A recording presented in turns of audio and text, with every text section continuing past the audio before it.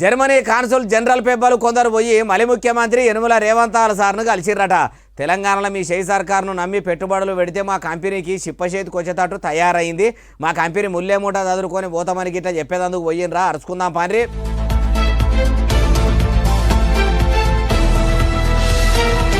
Germany consul general పేపర్లు పోయి ముఖ్యమంత్రి సార్ను ఇట్లా కలిసిండ్రు. ఎందుకు అంటే మీ తెలంగాణలో మేము దందాలు నడిపించుకున్న కాడికి చాలు, ఇక మా కంపెనీ మొత్తాన్ని లాబట్టుకొని పోతున్నామని చెప్పేదందుకే కలిసిండ్రా అంటే కాదట.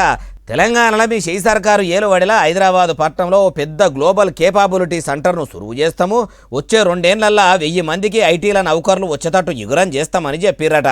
మా కాంగ్రెస్ సర్కారు మీ అసొంటి కంపెనీల కోసమే చూస్తున్నది, మీరు పెట్టుబడులు పెట్టుండ్రి, నన్ను నమ్ముండ్రి, మీకు ఎసొంటి సాయమైనా చేసేందుకు మా షై సర్కారు సిద్ధంగా ఉంటుందని సీఎం రేవంత్ సార్ కూడా మాటిచ్చిండా అంటే ఇయ్యకుండా ఊకుంటాడా, ఇచ్చిండట. డోర్సే బోర్డు కంపెనీ కూడా తెలంగాణలో పెట్టుబడులు పెట్టి నౌకర్లు ఇచ్చేటట్టు ఇషారా చేస్తుందా అంటే ఏమో మరి. ఓ దిక్కు తెలంగాణలో పెట్టుబడులు పెట్టిన కొన్ని కంపెనీలు ముల్లే మూట చదువుకొని పోతున్నాయని అంటుంటే కొత్త కంపెనీలు పెట్టుబడుల కోసం సర్కారు చాలానే తిప్పలు పడుతున్నది.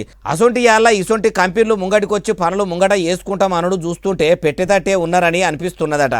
అయ్యా సీఎం రేవంత్ సారు, మీరు కంపెనీలు పట్టుకొచ్చి హైదరాబాద్ పట్నం ఆలతు మార్చే పని పెట్టుకుంటే ఇంకో దిక్కు మీ షై సర్కారుతోనే ఉన్న పెట్టుబడులు పోతున్నాయని కేటీఆర్ సార్ అంటుండు.